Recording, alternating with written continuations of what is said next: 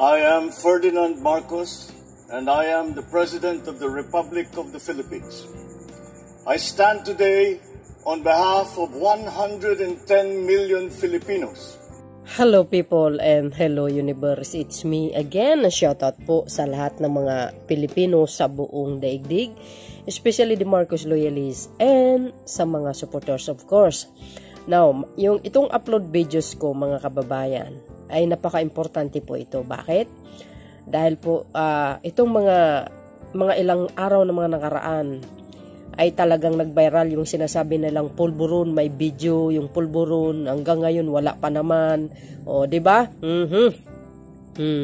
Kasi yan guys, mga fake news mga yan, mga piki yan, yan mga gawa-gawa lang ng mga pulburonic vloggers na mga supporters ni dating Pangulong Duterte, yung mga DDS yet nga, no?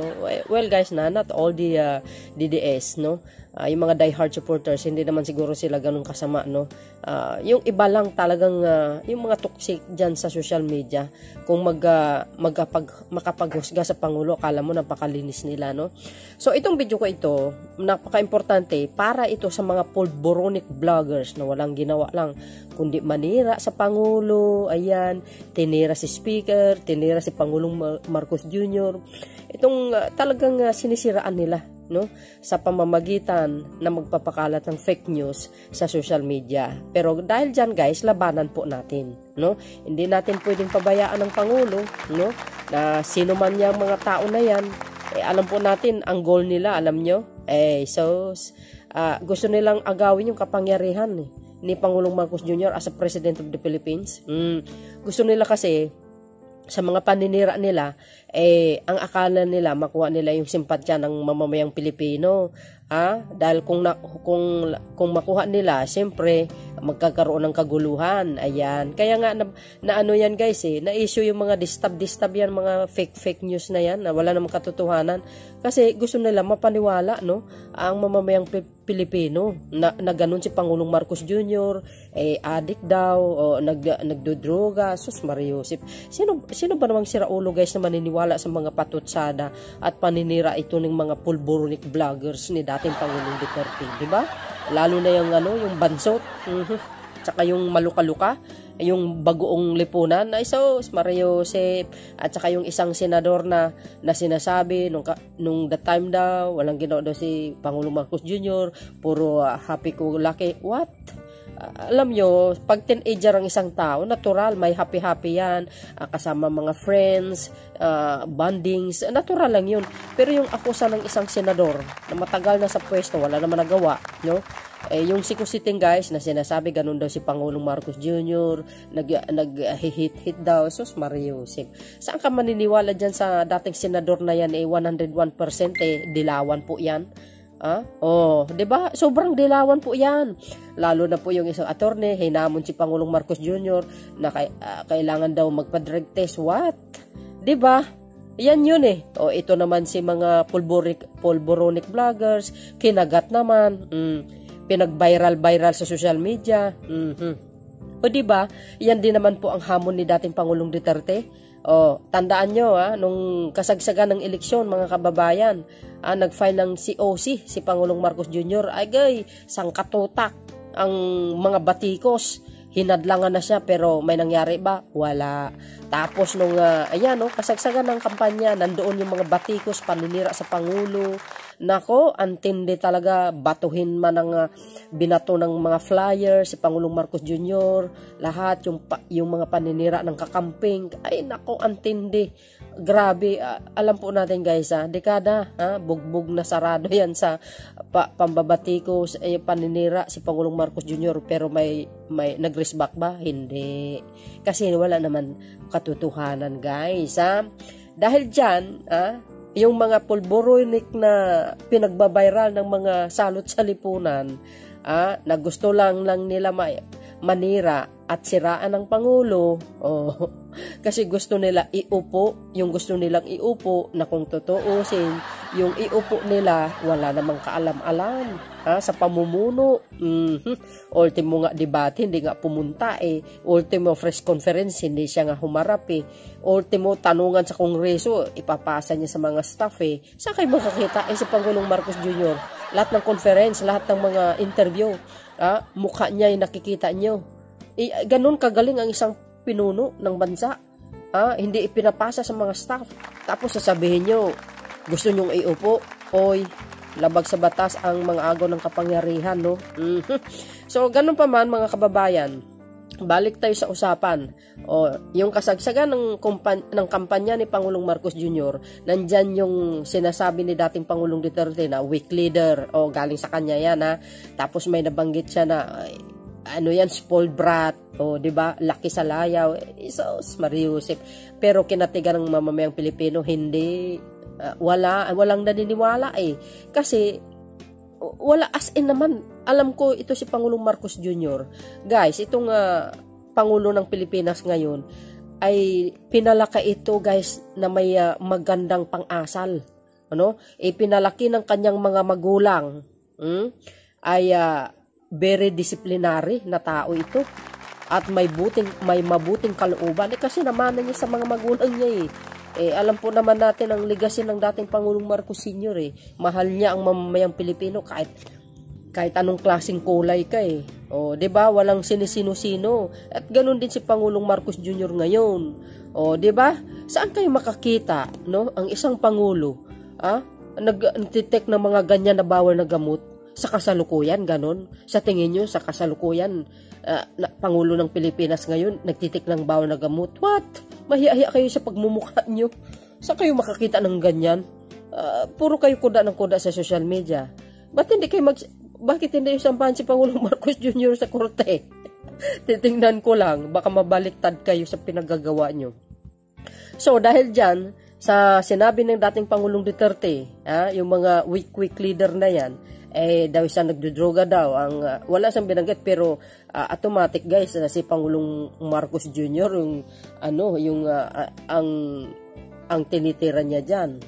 Alam mo kahit kailan mula na ng kampanya si Pangulong Marcos Jr. never ko nakita sumuporta si dating Pangulong Duterte. Hindi talaga as in.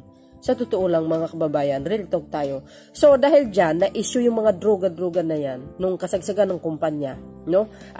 Kampanya nung last election 2021 yan, guys So ang ginawa po ni ito si Katunying ay talaga namang hindi nakapagtiis, guys, no? For sure.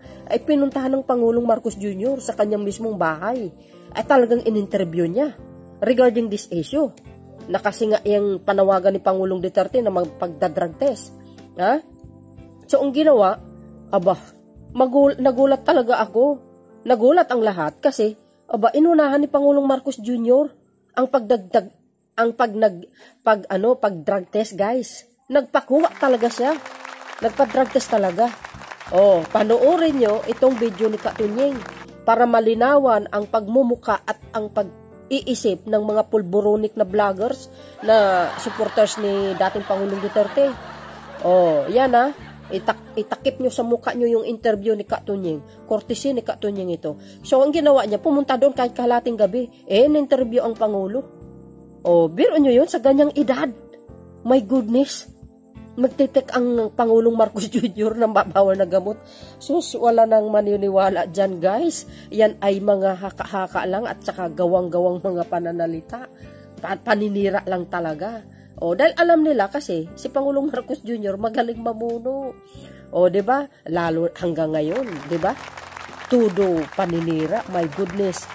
Guys, marami pang paninira against the Marcos administration at ang ating Pangulo. Ihanda yung mga sarili nyo, maging aware kayo sa mga pinapakinggan yung mga toxic na vlogger na mga pulburonik. Huwag kayong basta maniniwala.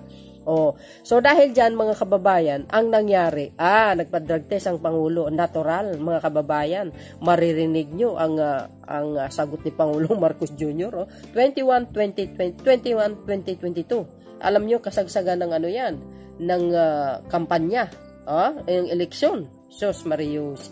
Kaya ako, natatawa ako sa mga palabas nito mga pulburonic vloggers na ito. Kasi gawain po nila yan sa paninira nila. Kaya tira sila ng tira ngayon. Paninira ng paninira ngayon guys, kahit si speaker. Alam nyo, ang style nitong mga to, actually dalawang grupo talagang naninira sa ating Pangulong Marcos Jr. Ang Dilews, mga kulay ibak at itong mga pulburonic vloggers. Kaya ang Pangulo ay hindi niya pinapansin, ini-ignore niya lahat. Kasi wala naman talagang katotohanan. So anyway guys, panoorin nyo itong video na ito para malinawan ang kaisipan ng lahat at itong mga pulburonic vloggers. Ay siyempre labanan po natin yan, yung mga faking mga pinagsasabi nila. Walang katotohanan po yan. So yun guys, before you panoorin, don't forget to like, hit the button bell para lagi kayong updates. Bye bye bye. And babos, ito na po si Katunying. Courtesy niya. God bless Philippines. Alam mo, lagi kong nga sinasabi sa mga hinihingihan ko ng tulong. Sabi ko, alam mo, pag bumiyahe ka sa Pilipinas, kahit saan ka pumunta, kahit saan ka tumingin, may iyak eh. Kawawang-kawawa na talagang mga tao. Masyadong walang pera, walang trabaho, at saka yung pagod na pagod na. May solusyon kayo sa lahat ng yan? Hindi ko sasabihin. May magic akong gagawin na maayos na. Pero matagal ko nang pinag-aaralan ano ba dapat gawin. Pinakausap ko yung mga malalaking korporasyon para sa economy. Pinakausap ko yung mga agriculture, kinakausap ko yung mga magsasaka, yung mga labor group, mga transport group. Kasi kasama lahat yan sa pag-ahon natin eh. Kailangan natin lahat yung lahat ng mga sektor na yan. Kaya tinatanong ko sa kanila, ano ba talagang problema? Ano ba talagang kailangan ninyo? Anong magawa ng pamahalaan na mabuhay ulit yung industriya mo, whatever, yung sektor mo? Halimbawa, yung mga nagpapasada, isipin mo yung mga dinadaanan nila. Yung mga sari-sari store, medyo bumabalik-balik na. Medyo bumabalik-balik na. Pero yung mga ibang maliliit na, yung mga barberia, yung mga talyer, yung mga small time lang na yun talagang tinamaan ng gusto. At saka lubog na sa utang yan. Hindi lang ang utang yan, nag 5-6 pa yan. Kaya nakakaawa talaga. Kaya yun ang dapat natin, wag na natin masyadong iniisip yung ibang bagay. Yan lang. Of course, hindi natin maiwasan na nasa panahon tayo ng politika. Pero wag natin kakalimutan na sa gitna pa rin tayo ng pandemya. Kailangan pa rin natin solusyonan itong kalagayan natin. Alam nyo, alas 11 na pala. Alas 11, hindi lang natin namamalayan. Alam namin, dati, siguro, layo nga nang binanggit ko kanina, mga 3 months ago, kahit paano, kayo pa siguro lahat ang mag-i-interview sa akin. Ayun, talagang katakot-takot ang gusto mag-interview. Pinagbigyan niyo ako yung papasalamat. Pero bago ko kayo pakawalan, tatanong ko ito, baka sabihin ng mga nanonood, iniwasan ko itanong.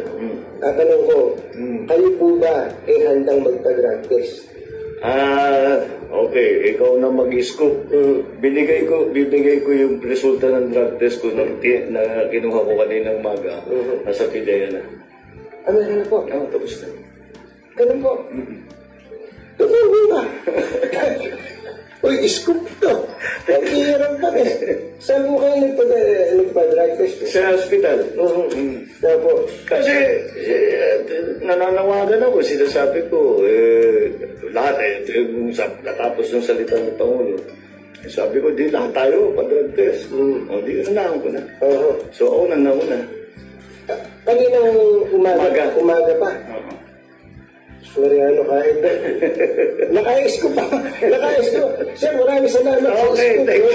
Thank you so much. Pwede po bang imbitahan yung mga kababayan natin panoorin itong usapan natin? Oo, ating mga kasama, lahat ng mga ating mga kaibigan. At manood kayo dito sa aming mga kaunting satsatan at chismisan. Maraming salamat. Magandang gabi. Gabi-gabi. Oo, gabi-gabi na. Kaya lang, sinabi sa akin, nagpa-drug test kayo, dinala sa PIDEA. Ano po ba, result? Para lang, alam ko naman, para manggaling na po sa inyo, diretso. Wala, siyempre negative. Yes, sinabi ko lang po yun. Sabi ko, alam ko naman yung sagot. Pero masarap na marinig ka direct from the man himself. Sir, thank you so much. Thank you. Salamat. Salamat po sa uulitin. Sana pagka dumating ang araw, ma-interview ko pa rin kayo, ha? Sige. Opo. Sige. Thank you. Thank you. Napakaswerte ko naman ako. Kasi papayag na namin pero gagawin namin yung tanong lang eh. Thank you, Senator. Salamat. Thank you. Salamat. Pwede wow. Naku, grabe, no? Ulitin ko lang, hingi lang ako ng dispensa. Gulo-gulo nung camera ko dahil sa wala talaga eh. Alam niyo yung kaba ko nun? Dahil nga masyado akong nai-engross doon sa usapan namin ni Senator Bongbong Marcos, baka matumba yung, kumbaga hindi ko na malaya, natumba na pala yung cellphone kasi pinatong ko nga lang dun sa ibabaw ng lamesa. Wala mang tripod, walang cellphone stand ba tawag dun John? Walang ganon. Kaya nagkalala din ako, baka nakahiga na yung cellphone. Wala, alangan naman ulitin natin yung interview. So anyway, nagpapasalamat po muli ako sa mga tumulong to make this interview, although not as organized as we wanted. Pero nangyari pa rin. Alam nyo, nahiya ako kay BBM dito dahil dahil nga ini-request ko, dinala niya ako dun sa kwarto na yon na hindi na nga namin ayos dahil maghahating gabi na eh. Hindi man lang nabuksan yung aircon. Ang ginawa niya, binuksan niya electric fan. Binuksan niya electric fan. Ang problema naman, nasa likod ko yung electric fan. Kaya hindi tumatama kay Senator Bongbong yung hangin. Naku, kaya kung napansin niyo yung interview, pawis na pawis si Senator Bongbong. Sabi siguro, pambihira ito si Tuljing. Hindi man lang inayos itong interview na to, pero sana nga, kung dumating man ng panahon, magkakaroon tayo ng chance. Ayusin, promise, magsasama ako ng cameraman. Anyway, sana po kahit papano nabigyan linaw yung ilang mga issue. We would want to ask more questions, kaya lang because of lack of material time at dahil nga ating gabi na, babawi na lang tayo sa susunod. Well, anyway, maraming salamat po sa lahat po ng sumusubaybay dito.